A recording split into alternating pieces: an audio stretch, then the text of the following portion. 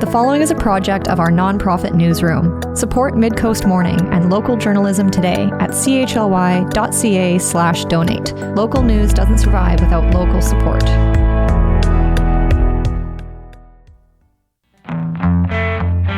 Hello and welcome to Midcoast Morning. I'm Joe Pugh. Snuneymuxw First Nation is calling for investigation and enforcement around two incidents related to the marine environment in the Duke Point area. In a February press release, the nation raised concerns about a January oil spill and environmental impacts related to discharge from a sawmill, which the nation said dates back 40 years. The oil spill is estimated to have been up to 1,800 litres and has been attributed to waste disposal company Environmental 360 Solutions. The sawmill is owned by Western Forest Products, who say that they've implemented multiple measures to manage water discharge from the mill and have been actively working through regulatory approvals to install stormwater infrastructure upgrades. Later on in the program, we'll hear from a fish and wildlife ecotoxicologist for more context about the environmental stakes. But first, I spoke with Snuneymuxw Councillor William Yoachim about the nation's concerns. Well, thank you for the time and opportunity to speak on an important subject of two isolated incidents that happened to take place in the out there in our territory, in our waterways. What we're hoping for is calling for is immediate enforcement and investigation, full environmental impact assessments, transparent disclosure of environmental data, comprehensive remediation and habitat restoration, accountability for regulatory non-compliance, meaningful engagement with Snuneymuxw as rights holders, restoration of treaty obligations. This is about prevention, enforcement, and long-term repair, not just short-term cleanup. And there are two distinct situations that the nation referenced last week in a press release. There's an oil spill and there's effluent discharge. Can you take me through what the nation is aware of on each of these? Maybe starting with, what is this effluent discharge situation? What are its impacts? Sure. What happened is there's two separate industrial pollution incidents occurred in the Duke Point within our Snuneymuxw territory. Western Forest Products, known as WFP, discharged damaging stormwater effluent for decades. Recent information, which I want to stress from the province, indicates that Western Forest Products shared misleading discharge numbers with us. Their non-compliance led to severe ecological damage, including near complete impairment of ocean floor habitat in the Northumberland Channel Rockfish Conservation Area. Secondly, and separate incident, Environmental 360 was responsible for a spill up to 1,800 liters of oil, which entered the fish-bearing waters through the municipal stormwater infrastructure and spread into Northumberland Channel and Cable Bay. The beaches would have been closed until spring at best for all fishermen and climbers, but if Snuneymuxw hadn't done the testing, and we'd done it to ourselves because DFO didn't have the capacity to do it this spring. These are not minor compliance issues. They are serious and contamination events affecting constitutionally protected fisheries and marine ecosystems. But what of the two, Joe, is as you're in the media, you have seen at one time, Environmental 360 was discussing this with the province, with the government, admitting this and that. And then when we engaged, they're in complete denial there was an oil spill. And then the other problematic is, so Environmental 360 is complete in denial. And then the Western Forest Product is sharing inaccurate numbers with us when the province has the accurate numbers, and just basically telling us false numbers, which is totally unacceptable in any case. Can you explain that situation a little more? So the press release said that the nation has been misinformed by Western Forest Products about the scale and the severity of that effluent discharge issue. Could you tell me what you found out about it and what the impacts of that issue are. The numbers from the province are drastically higher than the data that Western Forest Product is telling ourselves. And I don't know enough about, like, I'm not enough in the science world to give, like, except the fact is the numbers are really misleading, and the numbers that they're saying are much lower than the accurate numbers that the province has. The seafloor ecosystem, the shellfish beds, organisms, and the habitat at the bottom of the ocean are almost entirely damaged in the affected area. Benthic habitat is where juvenile fish grow and shellfish live. When it is impaired, the food chain is disrupted from bottom up. And this is what's happening from that discharge. And this is what's been happening for decades. For decades, I must stress. What are you hoping for is the remedy? What is the path forward on that one? On that one, or both? Well, both, but specifically on the effluent discharge, like, you have found out these numbers. I would say since the press release, Western Forest Products has responded to some other news outlets like Nanaimo News Now and Czech News. They've said that they've implemented some measures to manage this water discharge that have been reviewed and accepted by Environment and Climate Change Canada, that they've been working through regulatory approvals for 4 years to install stormwater infrastructure upgrades, and to address the concerns that Snuneymuxw is raising.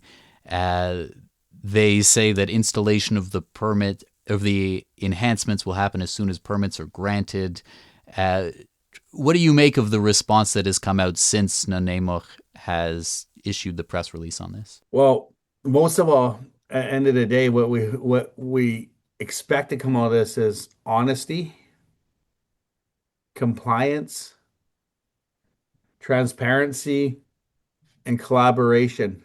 That's the must that has to come with this, because none of the above, what I mentioned, has happened at all. That is paramount. And what I do know is our treaty of Sarliquin Treaty 1854 also legally and makes everyone responsible to say that. The Sarliquin Treaty of 1854 guarantees the protection of Snuneymuxw villages, enclosed fields, and the right to hunt and fish as formerly. When pollution closes fisheries and damages habitat, treaty promises are directly undermined. Treaties are constitutional documents. They are not symbolic. So I'm Joe, if I'm going to veer and carry this on, if I may. The question is to be all those things that we're hoping for and expecting: compliance, transparency, all the things I mentioned a few minutes ago, to make the waters safer, better, healthy for today and generations to come. I want to stress this isn't Snuneymuxw being anti-industry. This is like this common sense and the right thing to do. And it shouldn't have to come to this and hiding numbers, fabricating numbers, denialism, and all the above. To make this is like I'm fortunate in my office. I'm staring right out there right now. I can see Duke Point. I can see the estuary. I can see the waterways.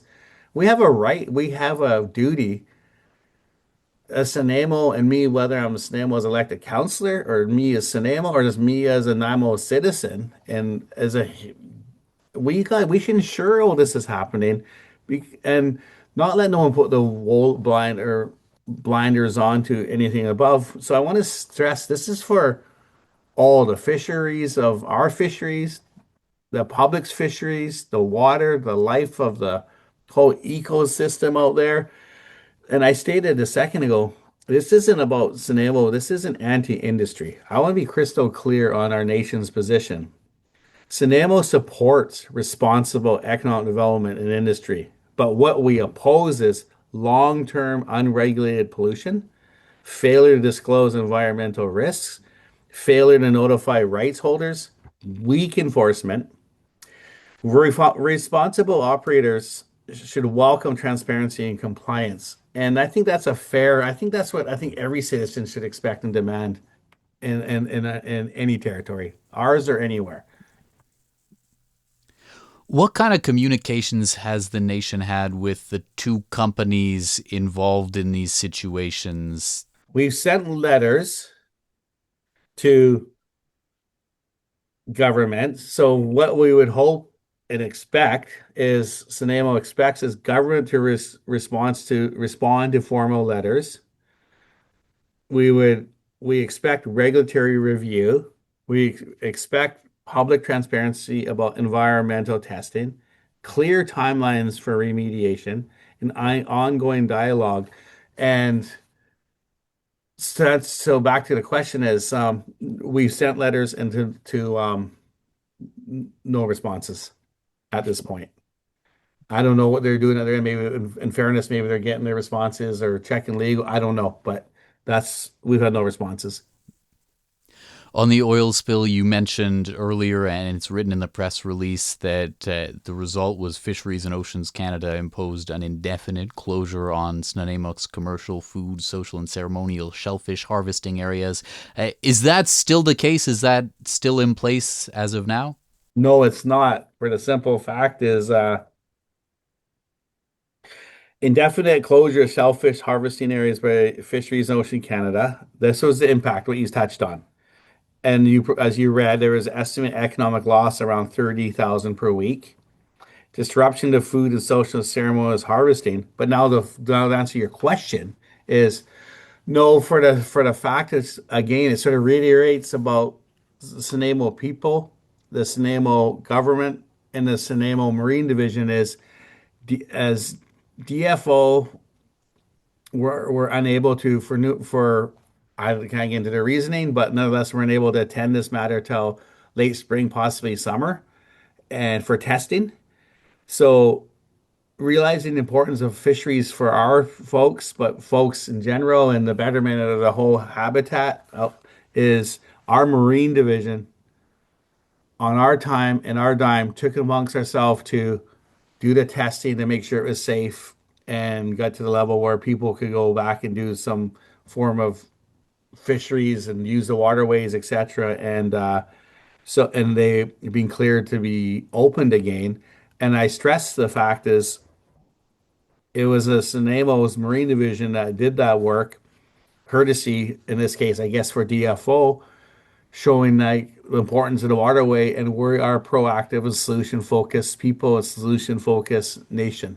And I'm really proud of So, the fact that those folks were able to go out there and do the testing.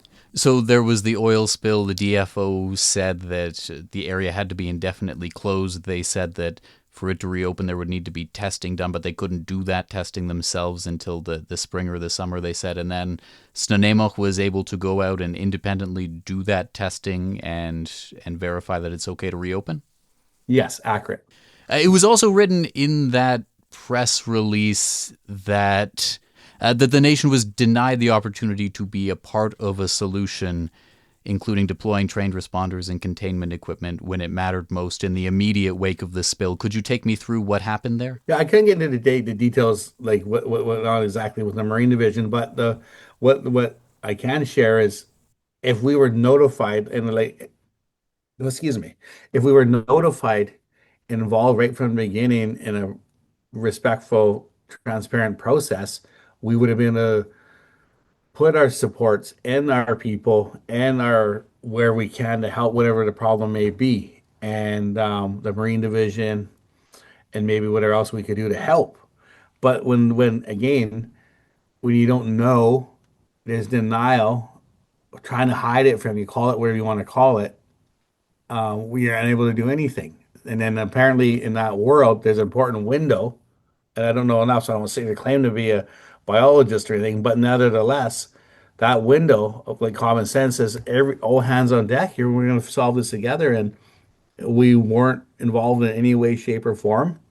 And then on the oil spill, and then in the other one, the Western Forest Products, another subject in itself. But so this all comes down to meaningful engagement with Snuneymuxw. And what does that mean? Well, what it would look like, or we think what we believe how it should have looked like would be this is a perfect question for me to go into this is early notification, which didn't happen here, but that's what should happen. Meaningful engagement should be early notification, a joint emergency response planning, sharing data in real time, and in this case, even accurate data with depends on which incident we're looking at, including Snuneymuxw in decision making, and respecting trained nation responders. So Snuneymuxw has a team that can help with an immediate response, but we were denied the opportunity to be part of the solution when it really mattered. So I guess there's my long-winded answer to your question, Joe, and we weren't.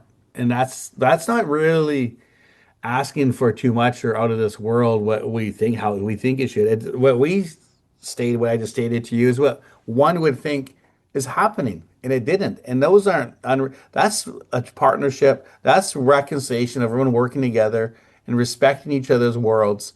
And what we're saying how it should look is definitely not unreasonable. And what we're expecting and what I just shared there, whether Snuneymuxw, anti-Snuneymuxw, or whatever Snuneymuxw, common sense, everyone working together, that's a better for all. Because at the end of the day, that waterway, which I'm looking at right out there, is ours, but it's also for everyone's usage, and we need a healthy waterway. And the way we keep it that way is everything I just rattled off there. And we have a duty. We'll do our end, but we need others to step up and and respect meaningful engagement. There are a few different ministries and a few different levels of government involved here. We've talked about the DFO. There's Environment and Climate Change Canada. You talked about the provincial government shared some data with you around the Western Forest Products side of this.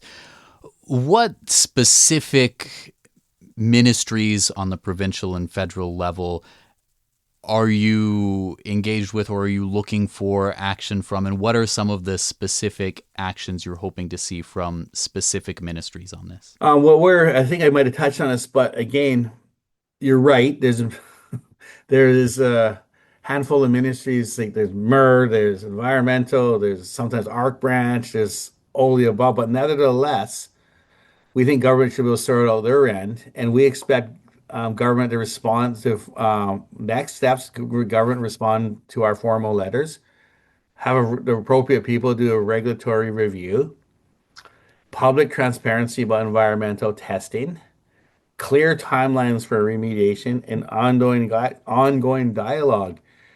And then if it doesn't happen, which I think it should, and it may, I hope. I don't know how this will look, but Snuneymuxw will continue to pursue all available avenues to protect our territory and treaty rights. And I think when we doing that, if we all the above I mentioned, again, I can't stress this is enough. This is for the betterment of all in our territory. This isn't. I don't view this as specifically a Snuneymuxw issue here. This is an issue for all. You, me, our kids, whoever is in your world. This affects all of us. And I'm pleased, unfortunately not pleased by the scenarios here, but I'm pleased like at least we're championing what has to be done in our backyard, and we'll continue to do so, obviously for our people, but for people at all. Because we as a humans in the society deserve and expect a healthy waterways. You shared that Snuneymuxw Marine Division did the testing required to reopen the area following the oil spill. Is that something that the division did at its own cost? Is it expecting to or possible for it to receive compensation from the DFO, if so? Like I can't answer that. I don't anticipate that. It's never even come up. It's never come up our council table. I've never heard the manager suggest that. It's just right. We're pleased to be able to roll up our sleeves and just do the right thing, especially at the right time. And we couldn't let it sit idle and wait till spring or summer. For obviously, I'm beating it to death, but for our own fisheries, but fisheries at large. So our harvest team and the professionals that do that line of work rolled the sleeves up and just went out there and got her done for the betterment of all. And I'm really pleased as a Snuneymuxw leader that our team's able to do that for obviously our people, but people in general. So I don't think they're gonna be like chasing DFO for time and etc.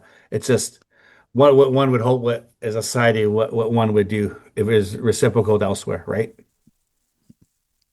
More broadly speaking, what do you need or want to see happen in present and future industrial activities in and around the Duke Point area?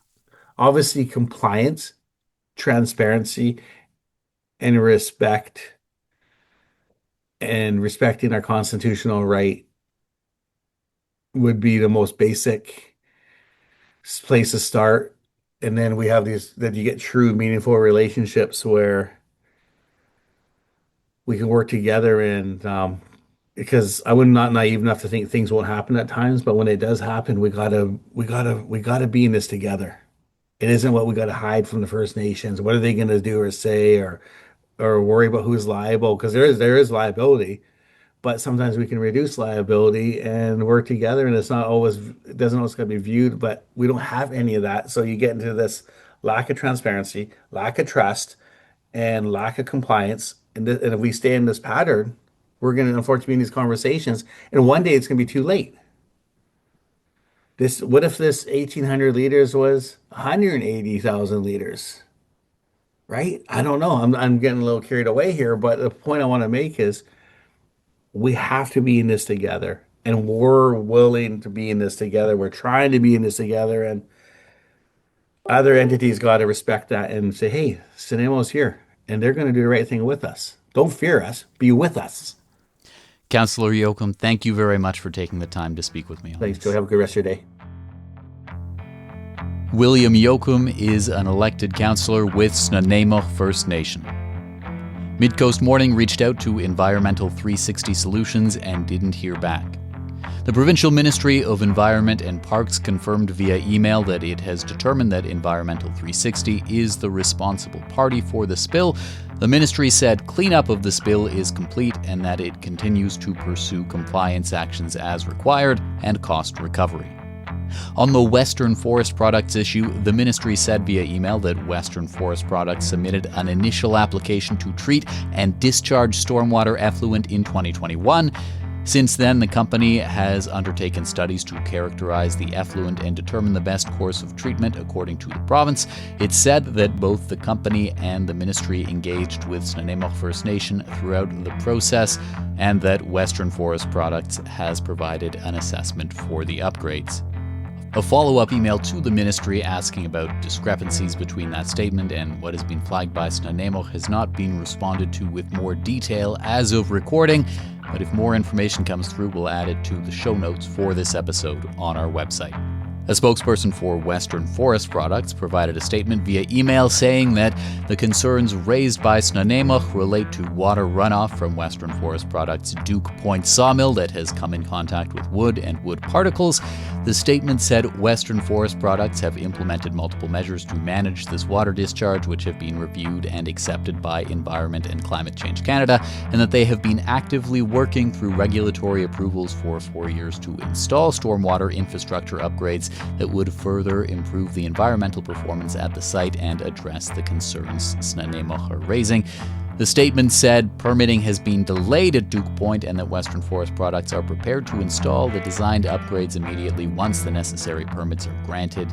The statement said Western Forest Products was of the understanding that the process could be expedited with support from Snuneymuxw. Midcoast Morning is part of our nonprofit newsroom project, supported by listeners like you. Keep this program on the air by funding it today with a monthly sustaining donation at chly.ca/donate. We've got tote bags and shirts if you need an incentive. We're focusing on a pair of industrial pollution-related incidents near Duke Point flagged by Snuneymuxw First Nation. In a February press release, the nation drew attention to a January oil spill, as well as discharge from a sawmill that the nation says is long-standing.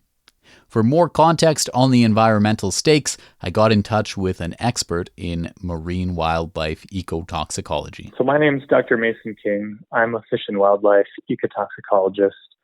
And what that means is I study pollution in the environment and how and the extent to which that can have negative effects on, say, fish or birds from things like pollution. And in my professional life, I'm a researcher at Simon Fraser University. in Burnaby, British Columbia. And in that context of the marine environment, could you help put January's oil spill near Nanaimo of 1,800 liters, could you help put that into context of what that could mean for the environment? Yeah, certainly. From what I understand, these 1,800 liters is kind of an upper estimate of how much what we think was spilled. And while we know that this was probably really bad smelling and was really unsightly, certainly alarming to everybody there in the community, it's not a particularly large spill as far as these things go, but that's not to say that everything's fine. You know, any petroleum released into water could potentially foul plants or animals that live there.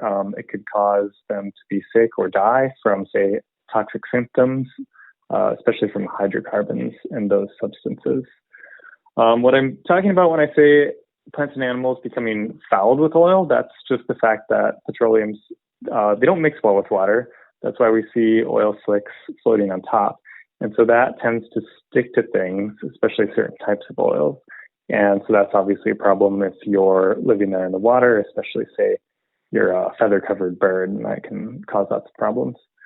We could also be talking about damage to human health, in addition to marine resources like, say, birds, fish, and marine mammals. So according to the Provincial Ministry of Environment and Parks, cleanup of that spill is complete. That being said, like, what does that mean when the cleanup of something like that is complete? Can we expect there to be any lingering effects? What is probably meant by that idea that cleanup is complete is that any visible oil slick or oil sheen has now been dealt with, and hopefully like all traces of odor or maybe visibly oiled parts of the shoreline have now been cleaned up. And so that's done with different methods. Perhaps people who were out on the water could speak to what they saw, but it would typically involve things like putting like a boom around big patches of oil to try to contain it and keep it from dispersing, using different materials to try and absorb that, and basically trap it and keep it from spreading and dissipating into the environment.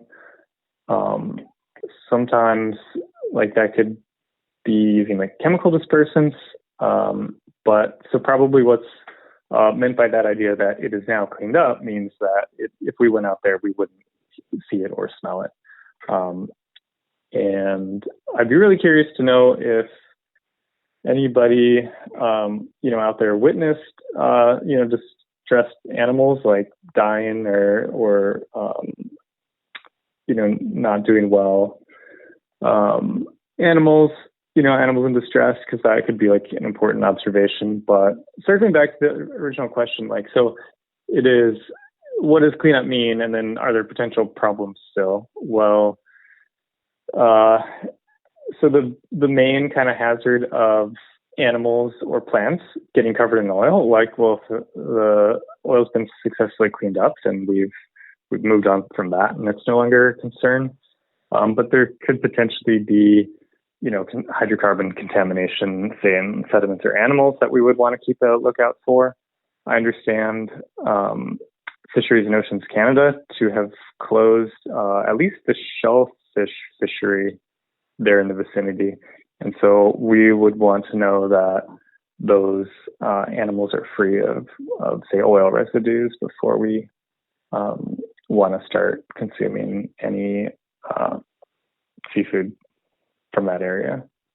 Yes, and according to the DFO, according to a statement, those areas were closed from January 8th to February 13th. And per their statement, the language they used was that following the Canadian Food Inspection Agency's confirmation that inspection of shellfish samples from the closed area was satisfactory, Fisheries and Oceans Canada reopened the harvest. Speaking with the Snuneymuxw First Nation, it was suggested that their Marine Division went in and did some of that testing ahead of when the DFO themselves had said that they would have been able to do it. So by all accounts, that shellfish harvesting area is now back to being open. Okay, well, that's great that was done promptly. Now, this oil spill we've been talking about is one of two issues that were flagged by Snuneymuxw First Nation in a February 19th press release. The other issue flagged was related to effluent discharge from a sawmill. And I'm wondering if you could just help me start by understanding some of what that means. Like, when we talk about effluent discharge, what is that and why could that be an environmental issue?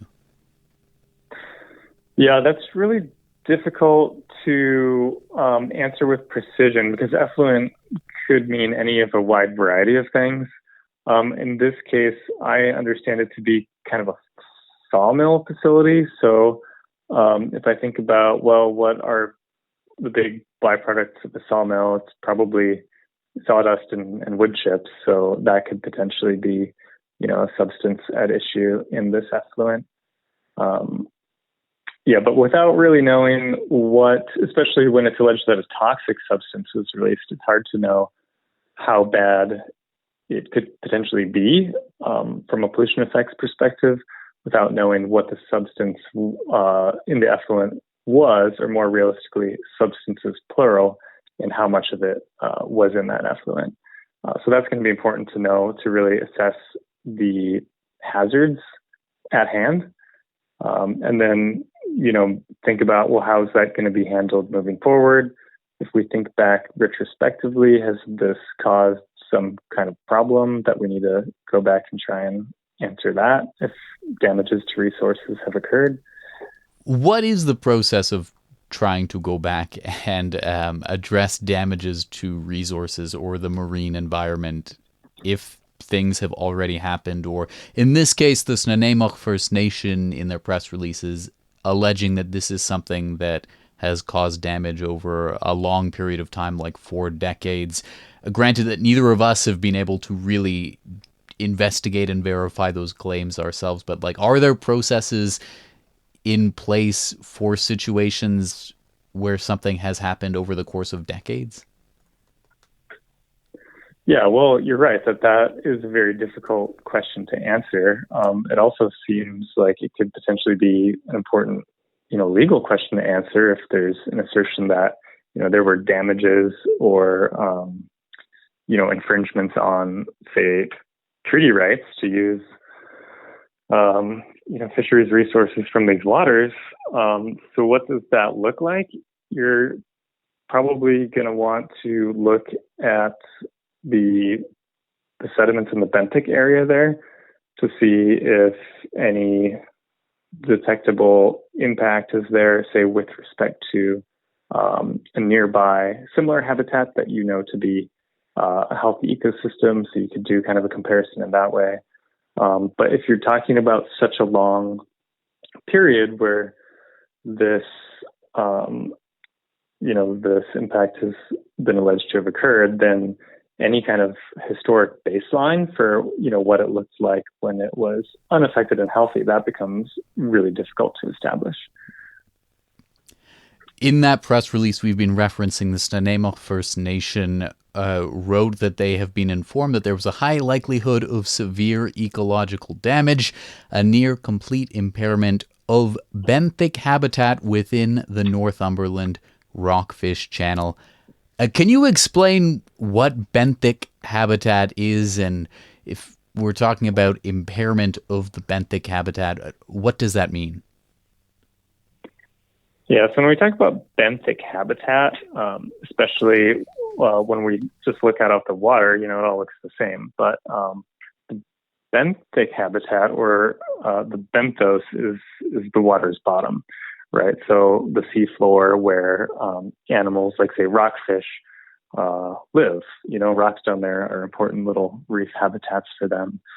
And so when we think about that as habitat, typically what we're thinking of is what are the rocks like down there? What are the sediments like? Are there, say, plants like eelgrass in shallower areas, or other, like, say, macroplanktons down there? That would be a nice home for the animals that live down there.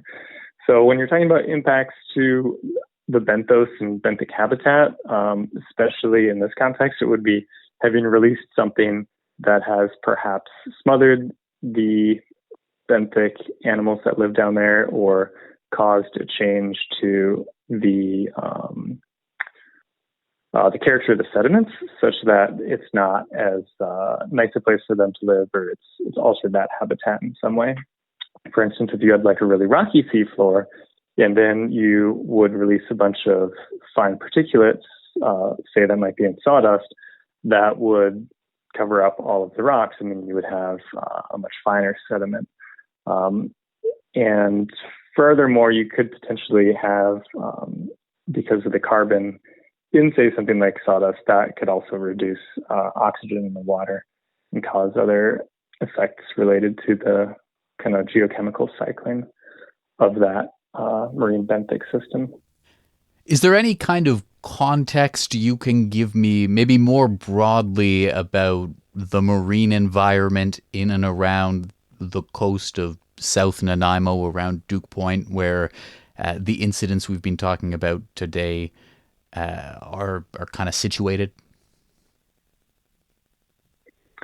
Yeah, well, I'm not a local, but I know a little bit. It's a pretty highly trafficked ferry route, and I know that it has a pretty sizable population of marine birds, birds that are going to be there around, say, this time of year, that are overwintering there.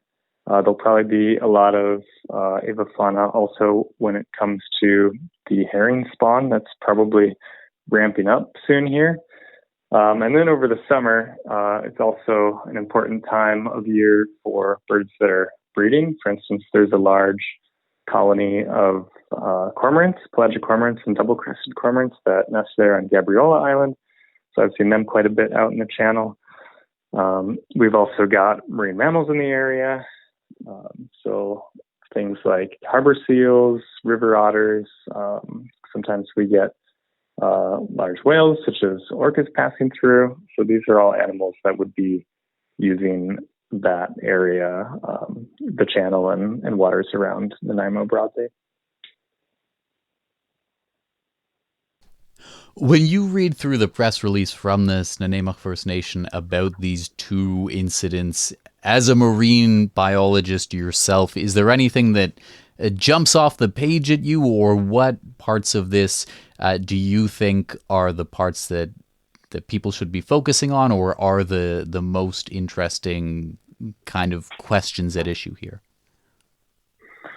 Yeah, so in both of these cases, it seems like it was activities that took place on land. So they're on different properties in the port that then were discharging into the shoreline zone and out to sea. So in the case of the oil spill, it seems like the storm sewer system was contaminated, and so that will have to be cleaned out well. Indeed, maybe it has been, but you would want to make sure that moving forward, there's not some lingering contamination that's not going to get flushed out to sea every time it rains.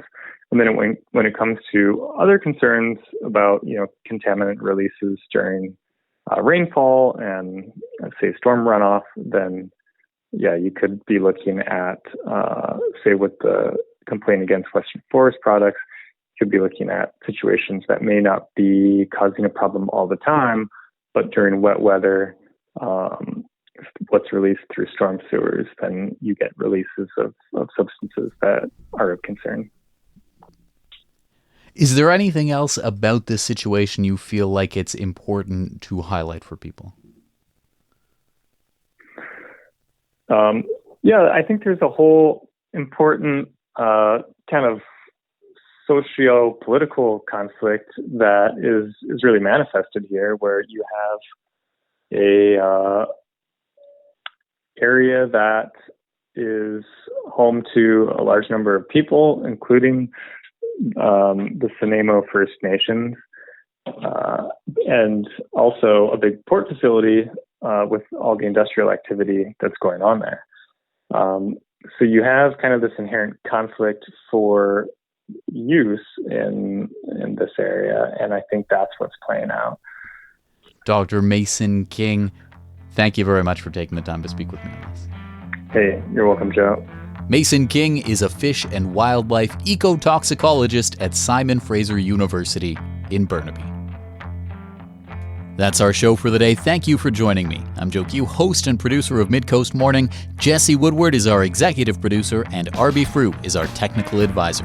You can sign up for CHLY's newsletter at chly.ca/subscribe. If you have a story you'd like us to cover, you can email us at news@chly.ca. Our theme song is First One by local Nanaimo band Waste Management. That's all for now. We'll talk to you on another Midcoast Morning. This program gives thanks to the Snuneymuxw First Nation as we broadcast and podcast from their traditional territory. Thanks for listening.